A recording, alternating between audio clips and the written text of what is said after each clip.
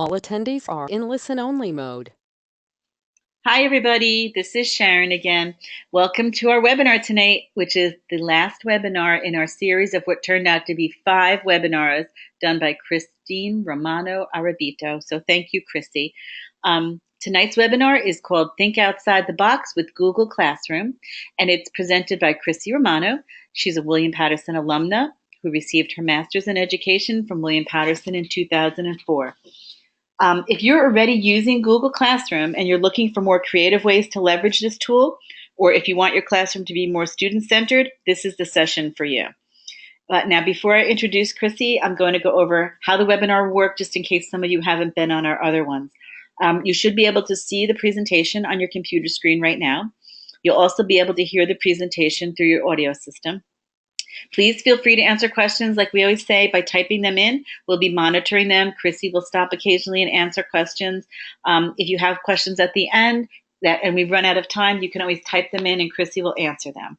And now I want to introduce our presenter. Chrissy Romano Arabito is a veteran teacher with over 24 years experience with students in elementary and middle school. She spent the bulk of her career teaching in Hackensack, where she was born and raised. She graduated from Rutgers University with a double major in sociology and psychology, and then went on to complete the teacher certification program. Chrissy then earned a master's in counseling from William Patterson University. She's dedicated to teaching the whole child, as well as stimulating and supporting innovation in classrooms. Chrissy continues to be passionate about teaching and infusing technology to engage and motivate students. Chrissy is a Google for Education certified trainer, and she provides educational consulting and training to educators on the East Coast. She's the co-host of #CoffeeEDU, an informal monthly gathering of educators in Westwood, New Jersey.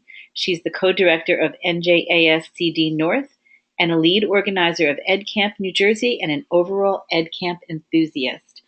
So now I want to introduce Chrissy and say thank you, Chrissy, for doing 5 webinars on Google Classroom for us. Here she is. Wow, that was quite an introduction. Well, thank you for having me. It was great fun doing all these webinars. Yeah, this is number 5, and this is probably one of the more fun ones because it's lots of creative ways to use Google Classroom, things you may not have thought of in the past. So for those of you that are new, because I know we have a lot of new people here tonight, if you open up another tab on your browser, your device, whatever you're using, and you type in this tiny URL, oops, let me go back for 1 second. This tiny URL that you see here, tinyurl.com/GC out of the box 1, you will gain access to these slides and you'll be able to click on links as I'm going through. If you prefer to do that later, you will get access to the slides in Sharon's email as well. So one of the things we're going to do is I'm going to bounce back and forth between this slide presentation and the actual Google Classroom to kind of show you some of the ways to put these into action. So here we go. We're going to click presentation mode and we are going to get started. So first off, I want to talk about some best practices that are going to help save you time in the long run. And these are things you may not have thought of right away. But in the end, if you front load some of your time putting these practices into place, it definitely pays off down the road. And the first one is to use what we like to call a naming convention. So instead of just putting in the title of your assignment when you give your kids a task to do, start with something like a naming convention like #001, 002, 003. So it makes it a lot easier when you are trying to find assignments, especially if you have kids that are absent from school. They may be out 2 or 3 days, and you know that on such and such a day that you assigned assignment 001, 002, and 003, the kids will be able to find it. In the district where I work, quite often around the Christmas holidays, we have students go back to their country and they're gone sometimes for a week, 2 weeks, 3 weeks. And in the rare instance that they actually bring a device with them and have internet access wherever they go, they're able to keep up with their work. But most likely that's not going to happen. And when they're able to come back, I could say to them, okay, you missed assignments 14 through 22, go back through the stream, and then they're able to find them a whole lot easier than if they were looking for actual names of assignments. So hopefully that makes sense. And I know that Sharon mentioned it earlier, but please feel free to send her any questions and she will jump in and stop me as we go through. Absolutely. The second is something we call the classroom folder. And I'm going to actually show you what that looks like. So in your Google Drive, you will have a folder that says Google Classroom. Let's see if I can find it here. That is not it. Let me go to my other drive. It's going to say Google Classroom. And what happens is when you create a classroom in Google Classroom, Google creates a folder in your drive. And what happens is, let's see if I can find it here. Here it is, Google Classroom. So you're not creating this, Google creates it automatically when you create a class. When you click in this folder, you're going to see all of the assignments. It's taking a minute to load. Everything that you've ever created in Google Classroom will be in this folder. So what I have seen happen, and it's not loading now, but we're just going to go back. Oh, here we go. These are lots of different things that I've loaded. These are all my different classes, by the way. So if I go into Miss Romano's 3rd grade, I open that one up because I've been using Classroom for quite a few years, and I also use it for professional development. So I have lots of different classes there. You're going to see that all the different assignments are going to be in here, and there they are. Lots of different assignments in here.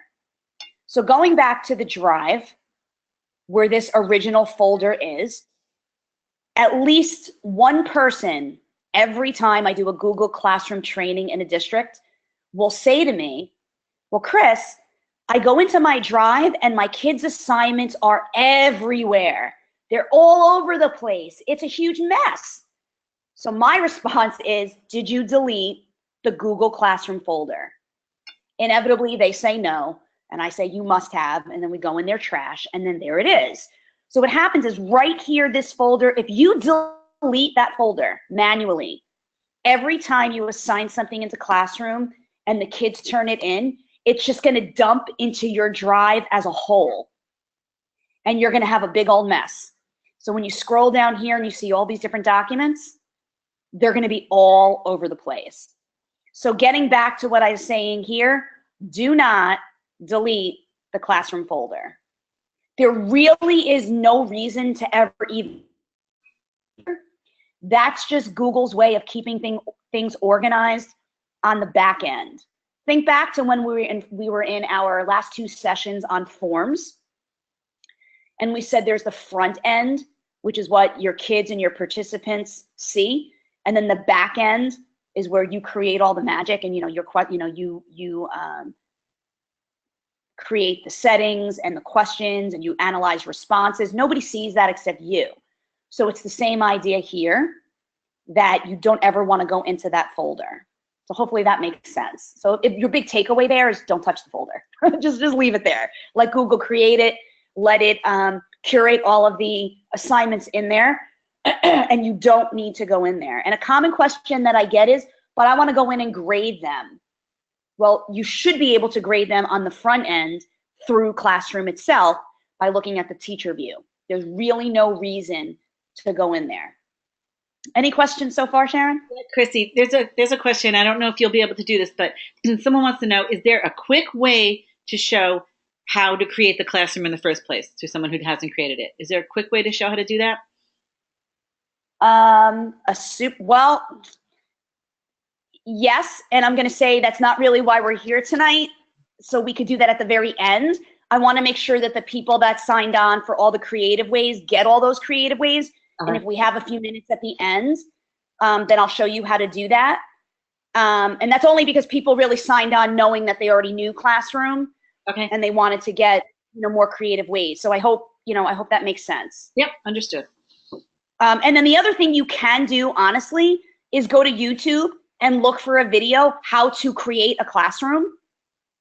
And you will definitely find, you know, a multitude of videos on how to do it. It is relatively simple.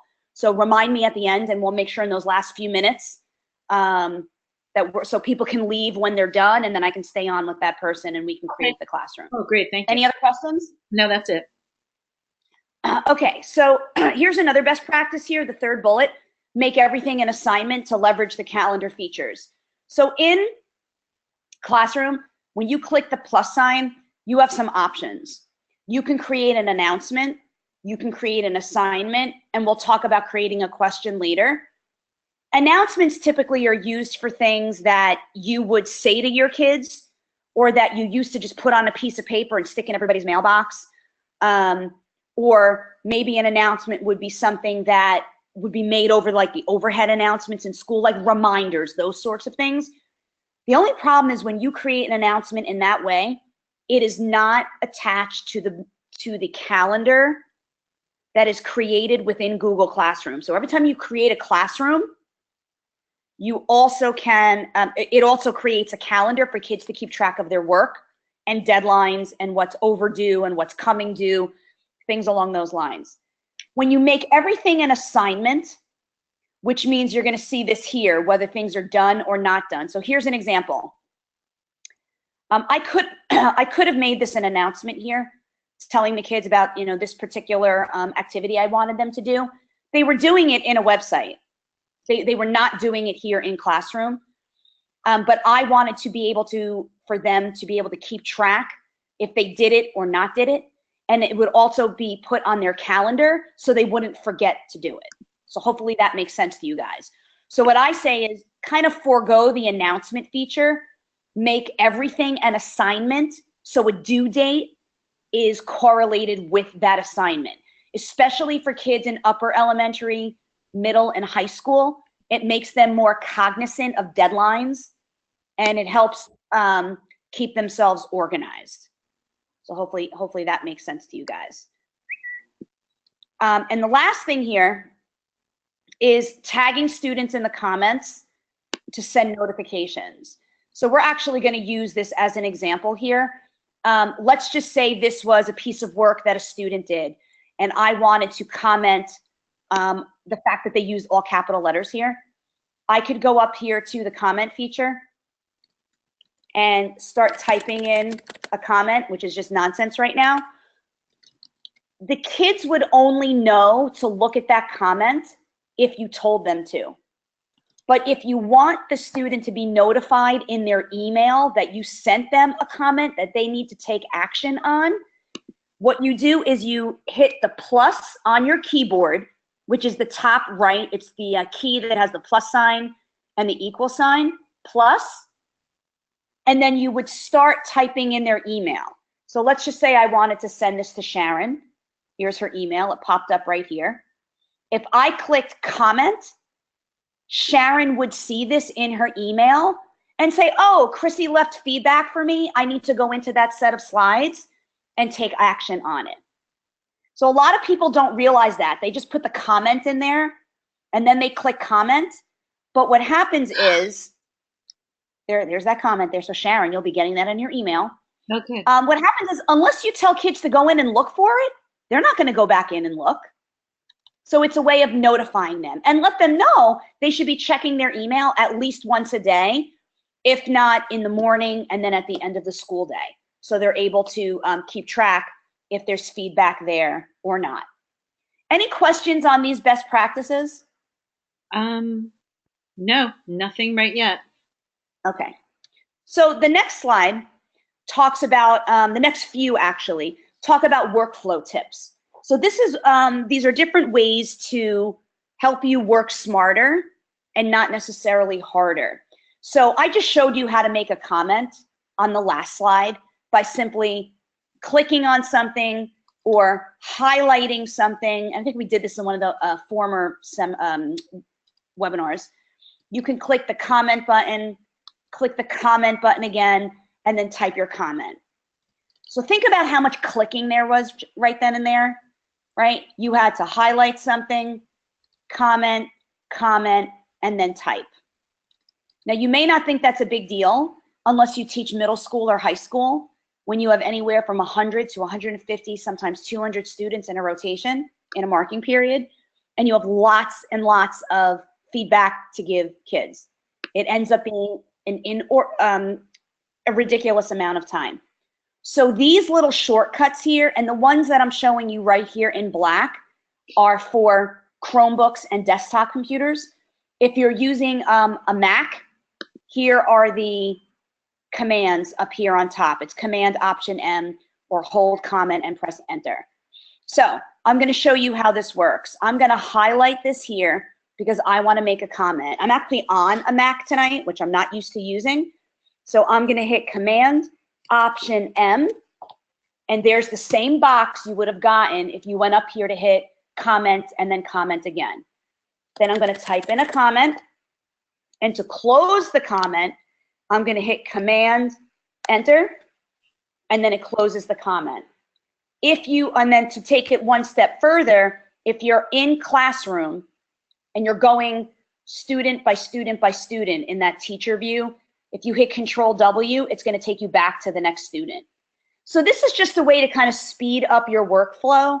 So what I did when I first started using this is I wrote these down on a Post-it note, and I stuck them right on my desktop computer because I could never remember the combinations. I'm not good with that. I'm going to be honest with you. Any of these keyboard combinations, the ones I use most frequently, I type them up and I slap them right there next to my device so I can remember them. Once you do it about 10 or 15 times, then you're going to remember it. So this is for giving feedback here.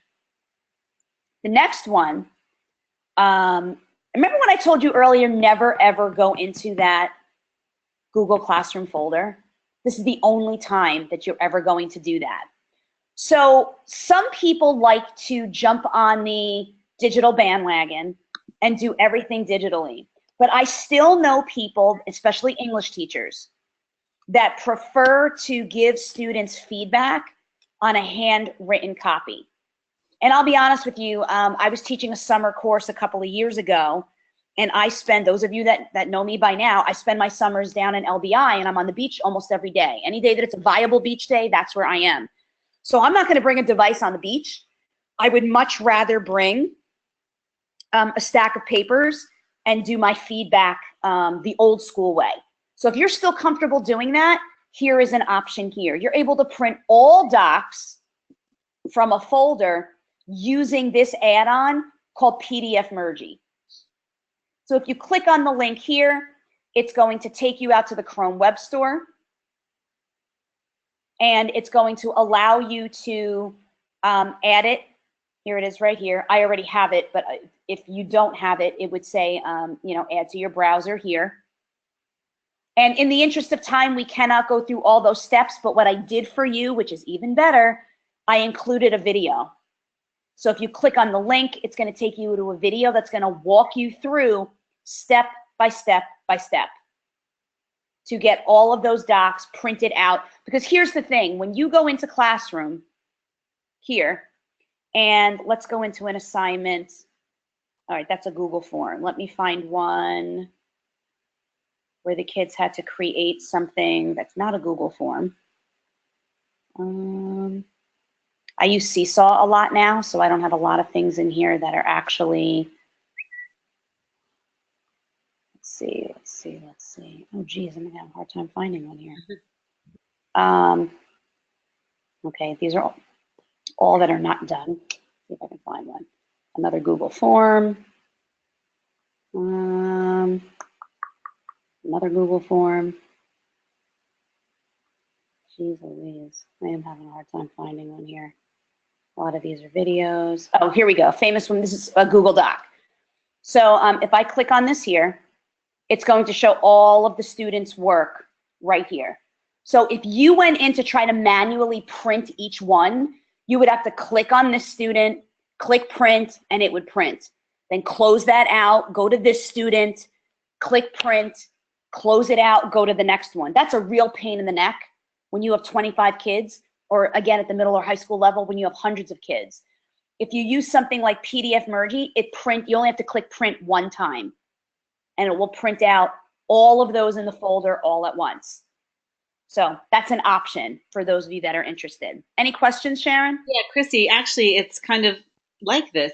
A person when you were entering email addresses for the kids, do you have to enter all your student emails, or is there a way to do that as a group or a class? It was back a slide or two. You mean when you're giving comments? Yeah.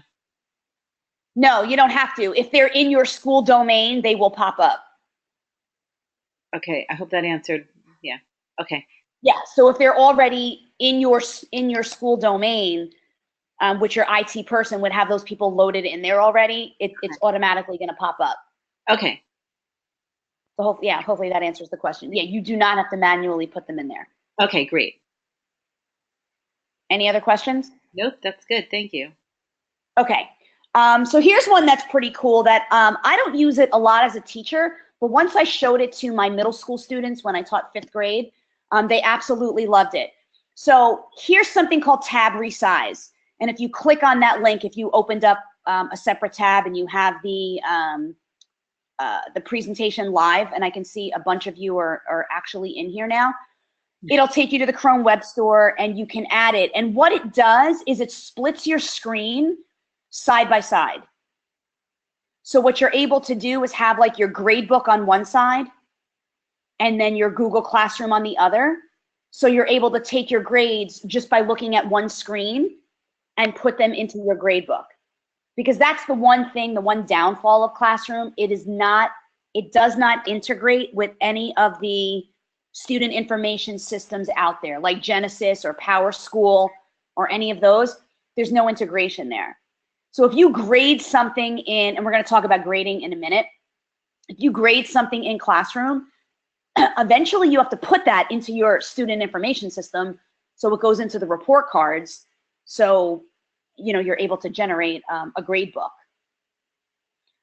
So that's one of the nice things here. You could use tab resize, and you can have your grade book on one side and then your Google Classroom on the other. For kids, what I like to tell them is when you're doing work in Classroom, and let's go back over here to one of the classrooms that I have up, and you give them multiple, let's see, let me scroll back up to the top here a little bit.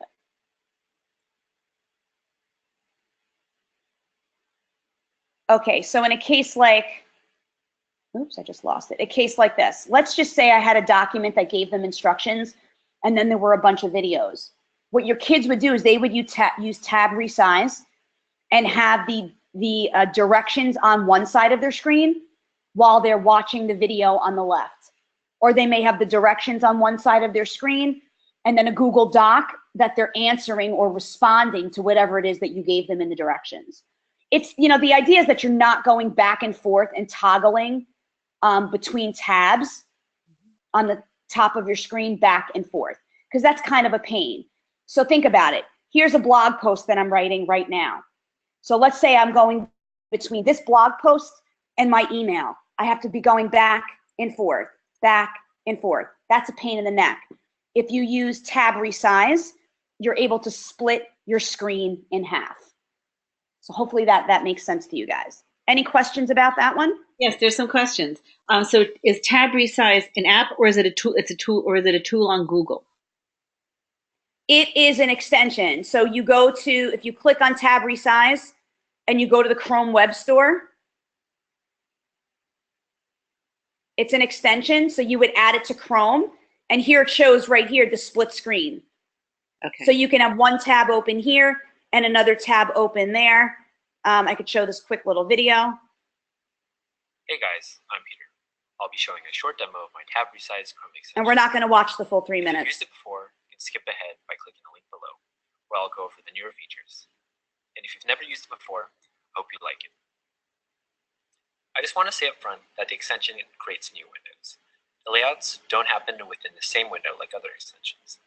The reason I designed it this way was because if you keep it in the same window, you won't be able to access a lot of websites, like Gmail or anything requiring security. A lot of people have asked for this, so I just want to make that point clear. Tab resize will organize your tabs in various fixed layouts. It takes the current tab and looks at the tabs to the right of it to fill in these layouts. So one of the things I want to point out is you could use different layouts here. I like this one where it has split screen left and right, but you could certainly you could have 4 screens, so you have 4 different things, tabs open at the same time. It's kind of like when you're watching picture-in-picture on a smart TV, and you have 2 screens, one smaller, one larger. You can do that as well. It's the same idea. And in the interest of time, we're not going to watch the full 3 minutes, but this is essentially you get to pick which one you want, and that's how you can split your screen. And every time you do it, you can choose a different way that you split your screen. So it's not like you do version 3 this time. You have to do it every time. Does that make sense, Sharon? Does that answer the question? I think so. And there's a few more questions, if you don't mind. For the tab resize, does your tech person or district have to give you permission to add it, or can it just be added? No. Anything in the Chrome Web Store, you are able to add on your own. You don't have to refer to IT for that. Perfect. And then I just want to go back one quickly. When the person who asked about browsing through names for the students that you're adding the emails, you still have to go through them and browse through them and click on each name individually, right? Even if they're in the system. I'm sorry, one more time? Remember the question about the students with the emails and can you add them as a classroom, and you said they should be loaded into the system, but the IT person? Yes. Okay, but you still have to browse through the names and click on each name individually, right? Well, when you're giving comments in a particular document, you're only working in one student's document. So if I'm in Sharon's document and I want her to take action on it, I'm only typing in her address because she's the one that I want to take action on it. Does that make sense? Yeah, and I got your email. Okay. And just one really quick question I want to, as you're moving on. This is somebody who I don't think was at the other, if you could very quickly describe what Seesaw is, because you mentioned Seesaw before. Oh my gosh, really quickly. I did 2 Seesaw trainings today. I literally took up my whole day. Seesaw is a digital portfolio platform that can be used on all different sorts of devices. It's a way for kids to show what they know by either taking photos, taking videos, typing notes. Honestly, the best thing to do is either go back to one of the webinars that we did before or Google Seesaw, and there's so many better ways to explain it than me trying to spit it out in 2 minutes because there's a lot that's involved there. Okay. And then, I'm sorry, I know you're going to work on this thing. Can you just go to the first slide very quickly and show the tiny URL? Because somebody who came in just needs to see it. Yep. There's the tiny URL. It's tinyurl.com GC out of the box 1. Okay. Okay. Where were we? Okay, so we did tab resize. All right, so in terms of grading, here's what I learned the hard way, so learn from my mistake. I used to grade everything in Classroom and then take those grades and transfer them to the online grading system that I used in my district. One of the pitfalls of that is human error. You very well can make a mistake. So for instance, one time a kid scored an 85, and when I put it into the online grading system, I gave it a 75, and it was a typo. It was clearly a mistake. So I had a parent like blow a gasket. They got really upset. They called, instead of asking me, they went right to the principal. In the end, I was like, I'm sorry, it was a typo. I mean, clearly the grade is what it is. You can see it right here in Classroom. I will change it. So it cuts down on human error. The other, so what I started to do was this. Instead of focusing so much on the actual grade, I spent my time giving kids feedback that was going to make their work better in the end. And then what I did in the end was I either put a 0, meaning I did not grade it at all yet, or I put a 1, meaning go to the grade book. Because once kids hit middle school, they typically get access to the online grade book. And then elementary school kids, the parents have access, so they could just go check their grade that way, or I will show them the grade. So the 0 means I haven't put a grade in yet. A 1 means go directly to the grade book. That's where the grade is going to be. And in the end, by the way, it saves you time. You're not grading things or inputting grades twice. And again, when you're teaching middle and high school, it really does make a difference.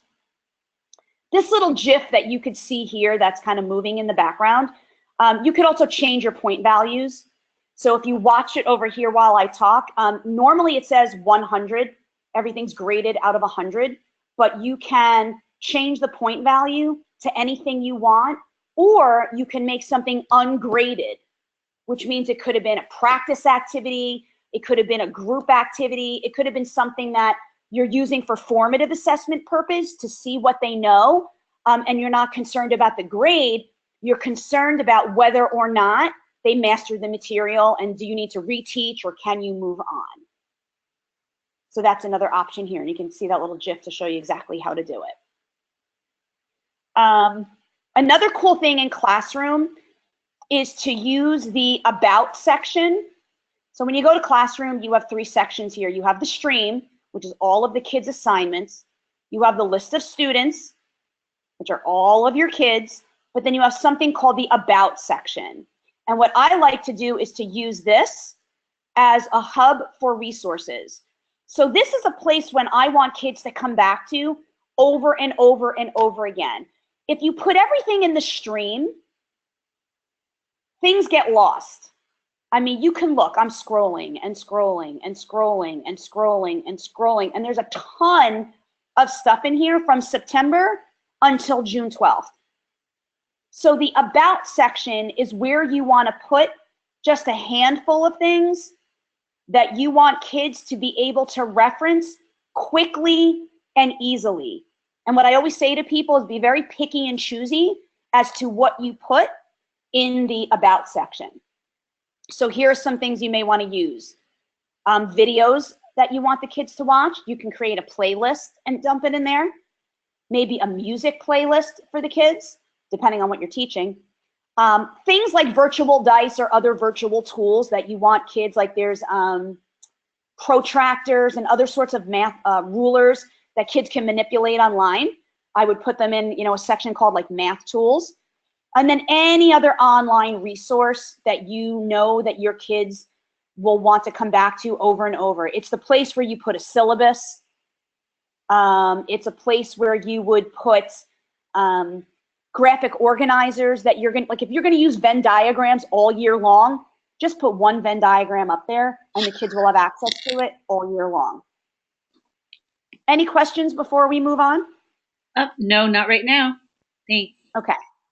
The next idea here is about your first resource when you create an assignment is to create a document that literally gives the kids all the directions. And remember when I talked about splitting the screen? This is the ideal use for it. So you can either make it a Google Doc, it could be a video giving directions, it could be a screencast or giving directions. So your very first resource when you load things into an assignment, make one the directions document and get the kids used to that the first thing they're going to click on is the directions document, and then all the other things are going to be the resources. And if they split their screen, they can have their directions document on one side of their screen, and then they could use the resources on the other side of their screen. I highly recommend this for middle school and high school students. Splitting the screen gets a little tricky with elementary school kids, just trying to manage that. But the older kids seem to be able to pick up on the use of that very, very quickly and easily. The year-long journal. So this is something I really like. If you click on this link here, it's going to force you to make a copy of the journal. And it's going to give you a template. And once you make a copy, it's yours. When you add this into Classroom, it'll make a copy for each student, so you don't have to make 25 copies for 25 kids. And essentially what this is a way for kids to use one document for journal writing. And it could be any type of journal writing. It could be a reflection journal. It could be used in any content area, any grade level. It could be to document their thought processes. So this is great in a science classroom or a math classroom where you want kids to document their thinking. What were you thinking as you were working through the science experiment? Explain to me in words how you figured out that math problem. Students do not turn it in. So this is one of those things when you go here to Classroom, you can click on Reuse Post, and it will go back to all of your previous posts. So here is, let me go back to mine. These are all of the different posts. You would simply click on it, and it would bring it right up to the top, so the students have access to it. So if you teach creative writing, and every day your kids come in and do a quick free write, using that journal option is a great way to do that. Again, if you still prefer the old school marble notebook or a spiral notebook to do that, then have at it. I absolutely think that's the way to go. What I like to do with my students is I give them an option. I show them the year-long journal, and some of them choose to use that as their writer's notebook. But then I also give kids the option if they want to use the old school marble notebook, which is actually what I use. So when my kids come into my class, I prefer writing in an actual notebook. I give them the option. Any questions? No. Okay. Thank you. The next thing is this thing called a multimedia text set, which is a very, very fancy name for a hyperdoc. That's really all that it is. So I'm going to give you an example here that you guys can click File, Make a Copy. And essentially what this is you put everything, it's like one-stop shopping. You put everything in one doc where you give the kids access to the resources on one side, and then they're filling in almost like a graphic organizer on the other side. So you would only load this into Google Classroom instead of loading 5 different videos and 4 different documents. It's just another way of doing it. And then I gave you another example here. And it gives a little bit more of an explanation about what a hyperdoc is. Gives a quick little sample. And then if you scroll down, you'll see there's lots of different, oops, it's taking a minute to load. Lots of different examples here. And if you scroll back up the top, lots of different ones here. All of these are live links. So lots of resources for you guys to go check out. And this just gives a definition basically of what a hyperdoc is. So the idea here is instead of loading lots of individual things into Classroom, just load one multimedia text set, and it's like one-stop shopping. So one of the things I like to do is if I know that I'm going to be out sick from school, and we all have those days, like your brother's wedding or the day after the Super Bowl, like there's always people that take off days and in advance. Create one of these so then all the kids have to do is get on their device, go into one document. They're not clicking all over the place, and it's one-stop shopping. Another cool thing that I like, and we talked about this, I think, in one of our other webinars, is livening up your lessons. Each one of these, by the way, will send you directly to these websites, and it's a way of making your lessons a little bit more exciting. So you can give kids access to these different platforms for them to do their work.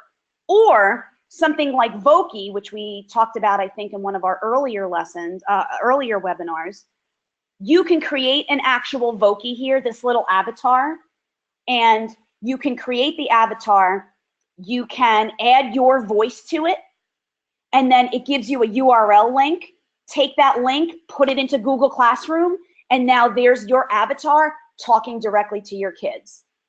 And I got to tell you, that's a great thing if you're out sick from school and you want to let your kids know that you are watching and you're aware that they should be on their best behavior with a substitute. Works really, really well with elementary school kids. Throw your little avatar in there, and they are like blown away by it. They go into Classroom, they click on it, they're like, oh my gosh, that's Miss Romano's voice.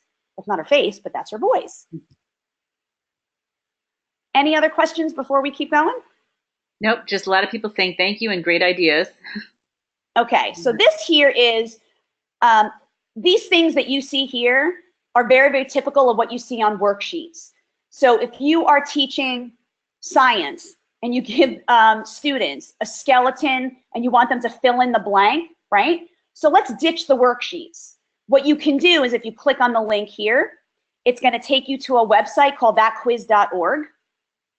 And it's like a virtual worksheet. So the kids are able to match the different parts of the skeleton in this way. And then they're able to see, you know, you can put a timer on it. You can give the kids feedback. They can figure out, it'll test them, you know, how many are right, how many are wrong. And these are ready-made in a public domain. So there's lots and lots of these ready-made activities, or you can make your own if you go to thatquiz.org. Another one here, and this one is by Kia, and this is another science one, where kids are able to play Battleship. And obviously they're doing all earth science here. It has something to do with rocks and minerals and things along those lines. So what you would simply do is you would take the URL, which is what I have right down here. You would put it into Google Classroom. And instead of the kids sitting there with a worksheet and a pencil, they're able to do something a little bit more interactive. Not to say you can't do it with a worksheet and a pencil, but if you're looking to engage your kids, this is probably a better option.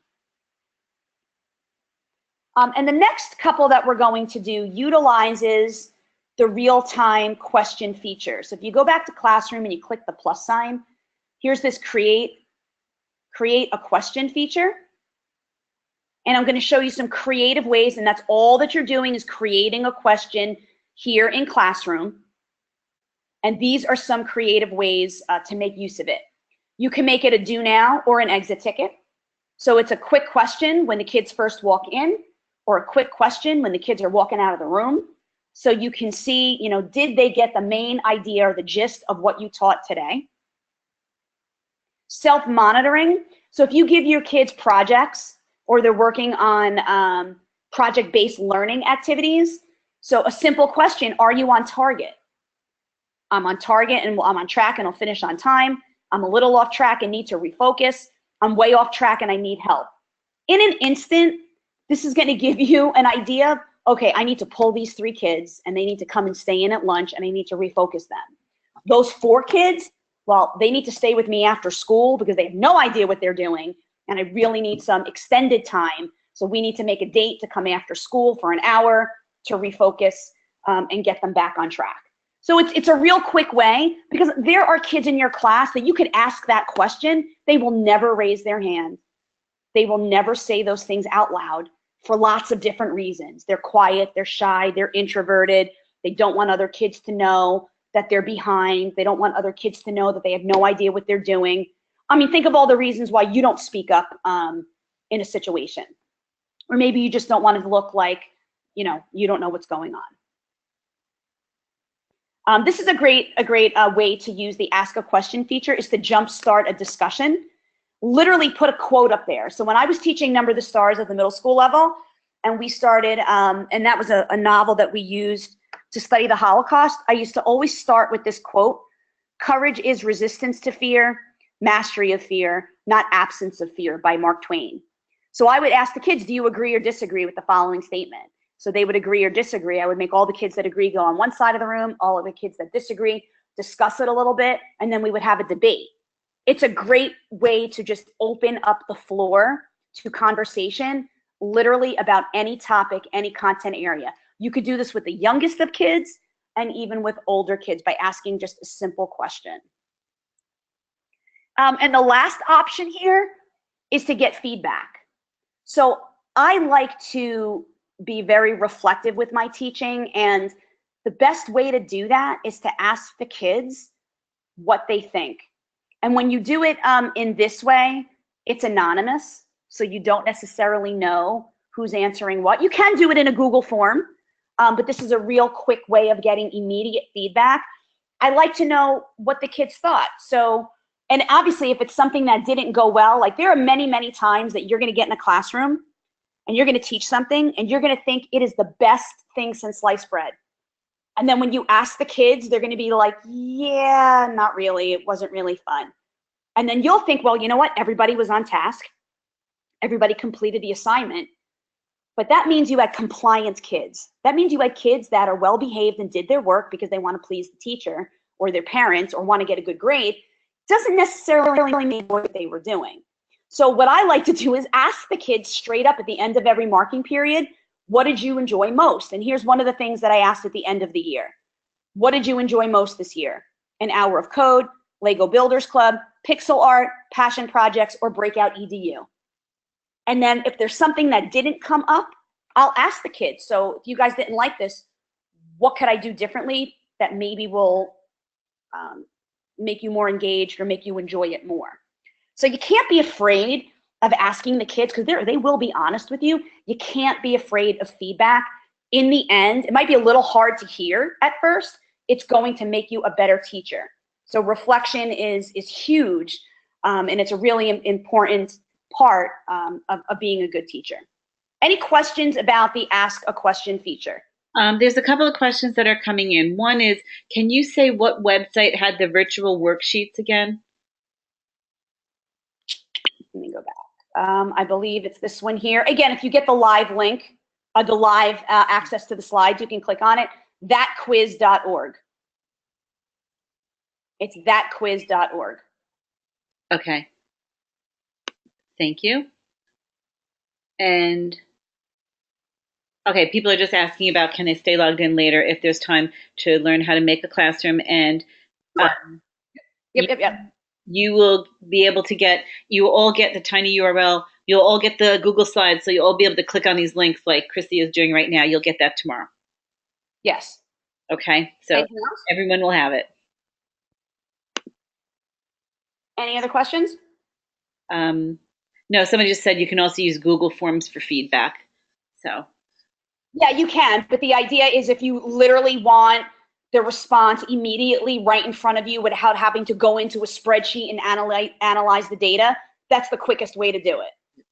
You Great. can certainly use forms if you want a more in-depth look at things, but if you straight up, let's just say you did one lesson, and you thought it was the greatest thing, but you're not quite sure how it went over with the kids, ask them a quick question. Did you enjoy today's activity, yes or no? And then boom, you're going to get the responses immediately right in front of you without having to go to a spreadsheet to find the answers. That's really the big difference. It's just immediate feedback right then and there in the moment. Great. Thank you. Okay, next one, slide 17. All of these, Edpuzzle, Zaption, TED-Ed, and Educanon, I think we talked about in one of the other webinars, all of these are video activities for the kids. So you can, and they all have their own libraries of lessons that you can make a copy, go in and modify it for your own purpose. So Edpuzzle, for example, you would go in, create your lesson, grab the URL, put it into Google Classroom, and that's how the kids would access that particular lesson in Edpuzzle.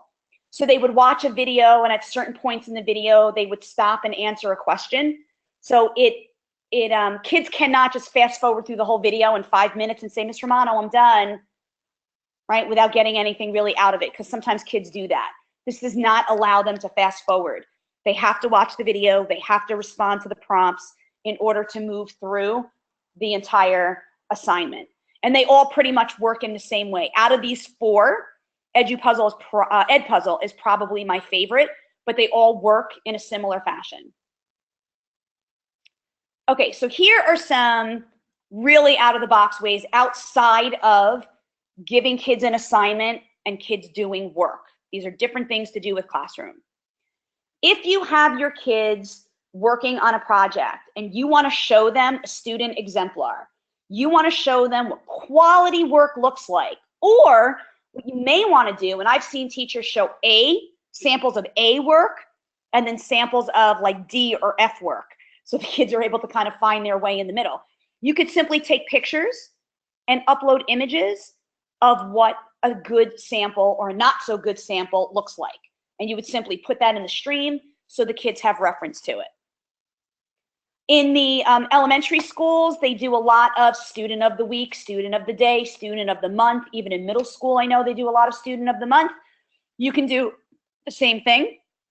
If you allow kids to post to the stream, and you have to give them permission to do that, then you could say, okay, for this week, you are student of the week. You can upload one thing a day, that highlights, who you are. So they can take different images, or they can highlight their work, different things along those lines. so they can celebrate themselves. Or you as the teacher can do that. You could say to a child, you know, Sharon, you're going to be student of the week next week. Make sure you hand in 5 different things that you want to show off to your classmates, and then you can upload them into the classroom stream for kids to be able to see. Providing choice. So big thing in education today is differentiation, giving students the opportunity to choose. Your end game may be something along these lines. You're teaching science, they learned about different habitats. Everybody has to create a habitat of one kind or another. But you can just create this assignment, which gives them a choice in what the actual task is going to look like. One of them may be a 3D model of the habitat. And when they click on this link here, it's going to give them directions on how to achieve that. It may be pixel art, which is kind of like using graphing, like graffiti sort of things, or a Minecraft to create a habitat. If they click on this option, it's going to give them the set of directions on how to go about doing that. Or if they want to simply create a poster, something simple, right? Not using tech. They would click on this link here, and these are 3 separate documents, but they are direction documents. Remember we talked about that a few slides ago, giving an actual document that only lists directions. So every kid is going to create a habitat, but you're giving them a choice into what the actual product is going to look like in the end. And as we wind down on time here, a couple of more ideas. Collaborative class notes. So this is where you throw a Google Doc into Classroom, and instead of making a copy for each student, you click on the option, students can edit file. And then during that particular lesson, you just designate 2 or 3 kids to take notes, and they're the note takers for that day. So then when the kids go home, they all have access to those notes. They can then make a copy of it, and they can add their own notes to the class notes.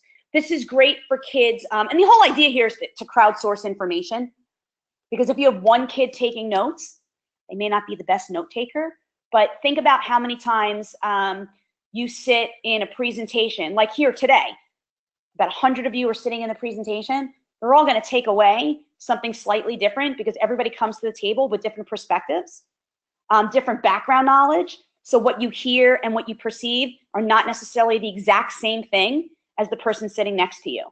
So this allows students to focus on the discussion and not worry so much about taking notes. And then what you do is you rotate the note takers. This is also great for students that have modifications, special education students, kids with IEPs and 504s that struggle with note taking. And then you as the teacher can always go in, take a quick look and be like, oops, oh my gosh, they forgot this and this, and you can add it into the notes. So that way the kids have a nice collective crowdsourced set of notes to review and study and to move forward with. Okay, the next two talk about putting students at the helm. So you can simply say to kids, we just finished a unit on the moon. I want you to show me what you learned. And you can just give the assignment with directions to create and upload whatever it is they want. So when you go into Classroom and you create the assignment, all you simply do is put the assignment here, and you see these options down below. This is where the kids on their end are able to add websites, videos, because they may create their own video, docs, slides, spreadsheets, whatever they have, or anything if they're connected to an external hard drive. So you simply could say, show me what you learned about the moon in any way, shape, or form. Please upload documentation that shows what you know. And then the kids, they're going to have a little plus sign, and they're going to have all of these options here. So here are some of the things that the kids can do. They could use ThingLink, which if you click on it, it'll take you out to a website. It'll show you what that is. They can use a ThingLink to show what they know. Kids can take voice memos, where they can simply record what they know and then upload the link to Classroom. They can do artwork, take a picture of it and upload the artwork. They could do a diagram. They could do a poster and take an image of it. They can compose music. They can write a blog post. They can create a website. They could do sketch notes, or they can narrate a slideshow or a screencast.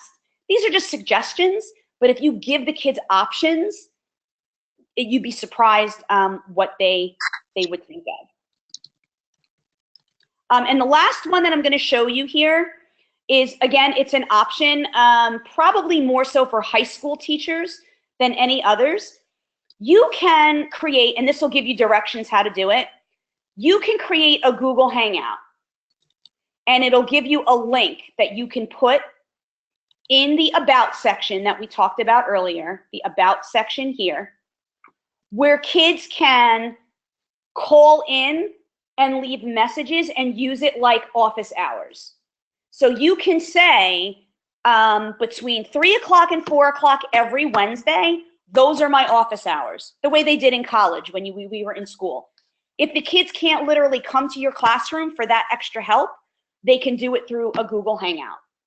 Another option is students can post questions in the Google Stream, and you can say to them, so if you go back here, so here's the stream.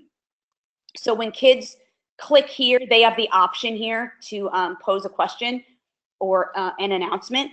They could simply ask their question, and you would say to them, on Wednesdays between 3 and 4, those are my office hours. If you post questions to the stream, I will check in during that time, or whatever time, whatever day, and I will respond to them.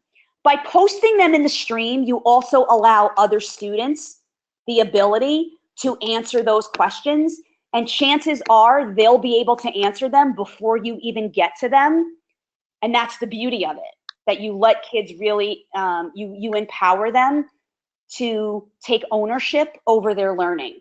Because we are no longer the sage on the stage, right? We're no longer the keepers of all the knowledge. Now that we have the Google at our fingertips, kids can certainly answer those questions just as well as we can.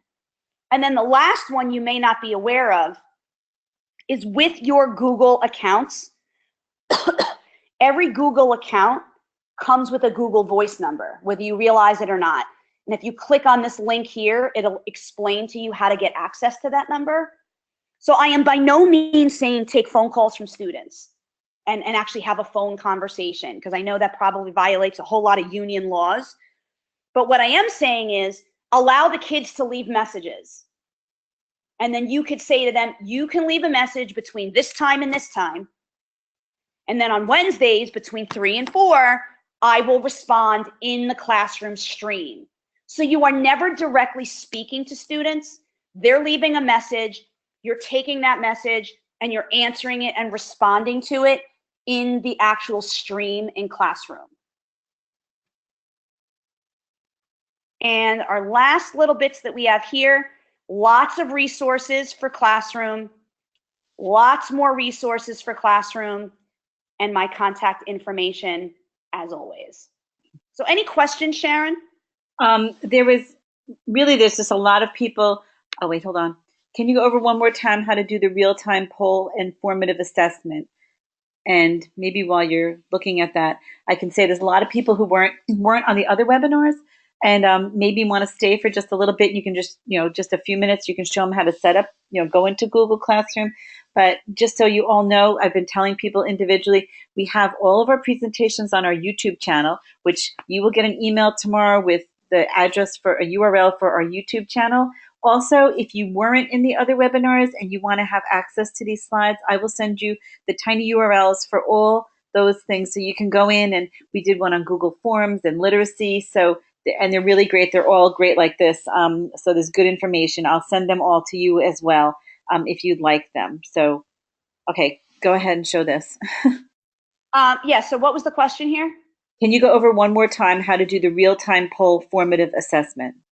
Oh, it's really easy. When you get actually into a classroom, you click the plus sign. You just click where it says create a question. That's it. And then you just type the question in here. Okay. So if you see what I have here, I just have different questions. What type of figurative language is used in the following sentence? So this is the question that I typed here. Are you on target to complete your passion project by next Friday? That's the question and the answer choices that I put here. That's all that it is. Hopefully does that answer the question? I think so. Someone has a question. Can you tell us what is the better alternative to Google Forms to see results immediately without going to the spreadsheet? The ask a question feature. But this is literally one question. You're not asking multiple questions. If you're asking multiple questions, you need to use Google Forms. But right there in the moment, you're asking one question, you want a simple yes or no, I would definitely use this feature instead of Google Forms. Okay. Can questions asked and responded to in Google Handouts easily be associated with the classroom stream? One more time? I didn't understand the question. Can questions asked and responded to in Google Hangouts easily be associated with the classroom stream? Well, you'd have to tell them. I think this is what they're talking about here. So if students leave a Google Voice message or reach out to you through Google Hangouts and you're responding in the stream, you have to set that up as a structure in your class beforehand. And I would not do this if your kids are younger than high school. I would definitely use this with high school kids only. Let them know, these are my office hours. This is the time for after hours help. This is how you can reach out to me and ask questions. Once you ask the question, I will respond during this time period to make sure you check the Google stream.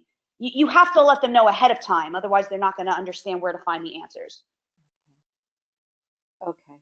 Wow. There's a lot of comments coming in. Google Forms webinar. I don't know if we're going to have another one, but it is on our YouTube channel, and I'll send you the tiny URL link. There's tutorials that you can look at. Some of our people are sending in little tutorials. We'll share them with you as well. And I don't want to go too long because it's after 8, and I know maybe a handful of you want to stay. If Chrissy, you wouldn't mind just real quickly showing how to set up the Google Classroom. And Yep. so anyone else who doesn't need that and who already knows, you may go. But thank you for coming. And like I said, we will send out all this information to you. We will have a spreadsheet we'll download, just like a Google Forms download, and we see who wants the tiny URLs and who didn't come to the other webinars and wants to know our YouTube channel and all that great stuff. But these webinars have so much information. It's crazy. But you will have access. You can play around with them all because Chrissy has made them all interactive. So once you get the tiny URL, you can click and go into all the little stuff and play with it. So you will see a video of this presentation in YouTube as well. It'll be up tonight. So that is it. And anyone who wants to just stick around real quick and see how to set up Google Classroom. Otherwise, thanks again for coming, everybody. And we're glad you liked these webinars. And Chrissy's amazing. So thank you, Chrissy. Thank you. You are. So now, okay, so for those of you that stuck around really quickly, you're going to have to go out to another tab and type in classroom.google.com. And once you do that, a screen is going to pop up. And if you've never created a classroom before, I have to remember what it looks like now because I've already done it, so my screen's not going to look the same. You want to join as a teacher. And then once you join as a teacher, you're going to see a plus sign. And if you're stuck or there's any questions, jump in and let Sharon know because I can't see your screens. And I can't replicate that screen because I've already created Classroom. So Sharon, anything? No, nothing yet. A lot of people are still here. The URL is classroom.google.com, right? Yes, it's classroom.google.com. Right. And then if it's your very first time, they're going to ask you if you're a student or a teacher. Make sure you say you're a teacher. And then I believe you're going to have a page that looks like this, but it's going to be blank. And then you're going to click on the plus sign. And you're not going to join a class because that means you're joining as a student to somebody else's class. You're going to create a class. And you're going to click that button. And you know what? Let me go back and do it with my school website, my school email address. Sorry about that. It's going to look slightly different. So it's classroom.google.com. Click the plus sign, create a class. You're going to name the class. So right now, I'm just going to name it demo. If you're in the high school or the middle level, you may want to give it a section name or a subject name, and then click create.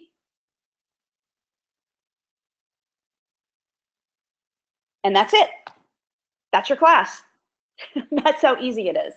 And you just do that for all your different classes, and then they're all saved in that. I'm sorry. Yes. Yeah. Okay. Yeah. So you would go. So once this is created, and this is where you can customize the class. These three little lines over here, where you click where it says classes, it'll take you back to this home page. So let's just say I teach 4 periods of math. So I would click another one here, create a class, and I would call this one, let's say, period 1 math. It's going to create one. And then let me go back and let's create, I just clicked out of it, but I'll do it over here. Create another class, period 2 math, and then so on. You could just keep creating them. And can you archive last year's class to use the class name again? Yep, you could certainly do that. How would you do that? So let's just say I want to archive this one. You go to settings, and you know what? I didn't even archive mine from last year. I'm trying to think, how do you do that? Give me a second. Go here, click on the 3 dots, and you would click archive. Oh, great. So 3 little dots and archive. And I'm just going to, there's not too many questions, but I'm just going to ask, do students need email ID to join a class? And I think you've answered this in something else. For students to join the class, I'm going to show you what it looks like. They would click here. They would click join class, and then you would give them a class code. So let me go like to this one here. Trying to think, where is it? I think it's in students. There's the class code. So you would like put this up on your whiteboard or put it someplace prominent where the kids would see it. And then if they wanted to join, they would put the class code in here. Typically, yes, they need, it depends on how your IT department sets it up in your school. Typically, they would need an email in order to log in to a device in the first place. So without a Google login, which is typically a Gmail, right, they may not have access to Classroom. Okay. That's like an IT question. I really, and that's different from school to school. Yeah, I think you talked about it before, like the older students may have email addresses and the younger ones won't. And I know you talked about that before. Yep. And I'm just going to ask, can this person wants to know, can I advance a class year to year? For instance, can I promote my 7th grade stream to 8th in a subsequent school year? Oh. I'm going to say you would just keep the same classroom, but to actually merge them into a new classroom, no. But here's the thing, when you do create a new classroom and you use a feature, go back to my other one, you can use the feature reuse post. It'll go back to all of your past posts that you've ever used. So let me go into my class here and click on reuse post. It's going to go back to look at all these different classes that I have. So I can go back to something from 2014. And you did archive. I could click on it, and I could pick on one of these, and I can reuse it. Hopefully that answers the question. I think so.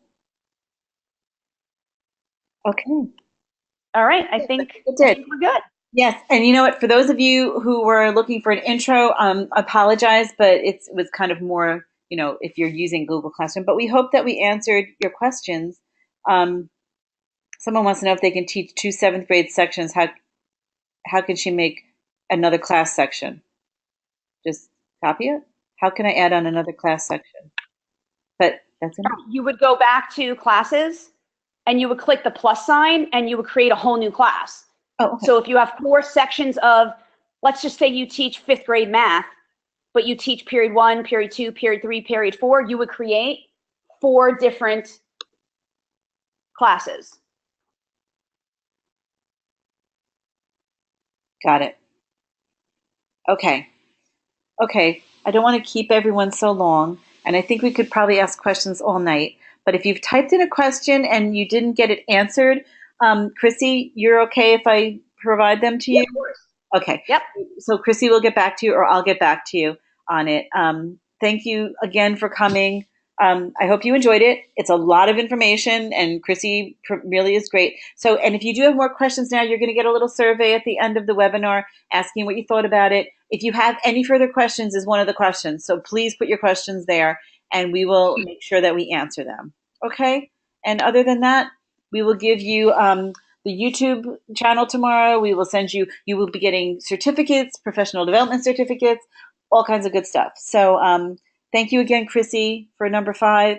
And thank you for coming. And we will see you at future ones. And someone says, bravo, Chrissy. So there you go. Thank you. Thank you, everybody. We'll see you soon. Bye. Okay. Bye-bye.